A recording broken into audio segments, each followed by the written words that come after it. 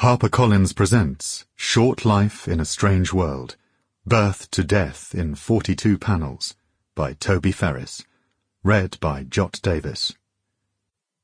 A note before we begin. Don't forget to download the accompanying enhancement PDF from your audiobook provider or go directly to www.harpercollins.com/audio/Short Life in a Strange World. It includes copies of the paintings discussed in the text and will be referred to throughout as the enhancement. Chapter 1. Flight. The boy of frolic courage caught to fly at random. Arthur Golding, translating Ovid. The panels and details from Landscape with the Fall of Icarus, which is discussed in this chapter, can be seen in the accompanying enhancement. I once saw a young man fall from the sky. I barely knew him. Dan was perhaps 20, on leave from the army. My girlfriend's sister, Zabdi, worked as a paragliding instructor on the Isle of Arran, and Dan was a friend of her boyfriend, Chris.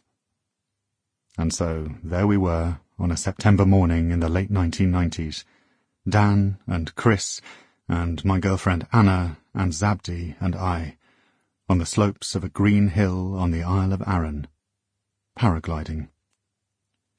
When we picked him up in the minibus, Dan, already a qualified and experienced paraglider, was watching a video of stunt paragliders performing wild manoeuvres, swinging energetically beneath their canopies in figures of 8, looping the loop, skirting crags, skimming lakes, and Dan was clearly inspired. Later, on the mountain, as I was harnessed up and ready to bumble into the air, Zabdi put her hand on my chest and told me to wait. Dan had taken off higher up and was coming overhead. We watched him glide over us for a few seconds, and then, at an altitude of a couple of 100 feet, he started to swing beneath his canopy, much as we had seen them do on the video, back and forth like a pendulum, higher and higher.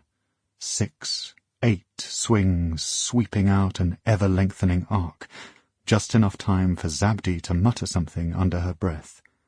"For fuck's sake, Dan." Sure enough, he got up too far above his canopy and dropped into it, and in the skip of a heartbeat was tumbling uncontrollably earthward. We watched him fall, lost in his billowing parachute silks, then part emerging, arms thrown out, wheeling, tumbling, and then thud into the hillside. As I recall it, the hillside shook, but perhaps it didn't. Perhaps it was just an interior thud I felt. I remember Zabdi screaming, "Dan," and belting down the hillside towards where he lay, invisible in the deep gorse. I unharnessed myself and ran after her. There he was, stretched out on his back, laughing uncontrollably. His canopy, we reasoned later, must have caught a little air just as he landed and broken his fall. And then there was that cushion of gorse. Lucky boy. The helicopter, a red and grey Sea King, had to lollop over from the mainland nevertheless and airlift him to Glasgow. He was in traction for 6 weeks, broken bones and compressed vertebrae. He hated the army, didn't want to go back, and was never happier, they told me, than when he was lying there, immobilized, contemplating his mad descent.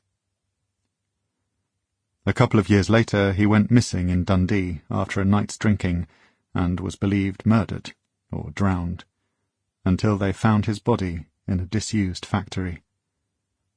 He had been climbing on the roof, and it had given way.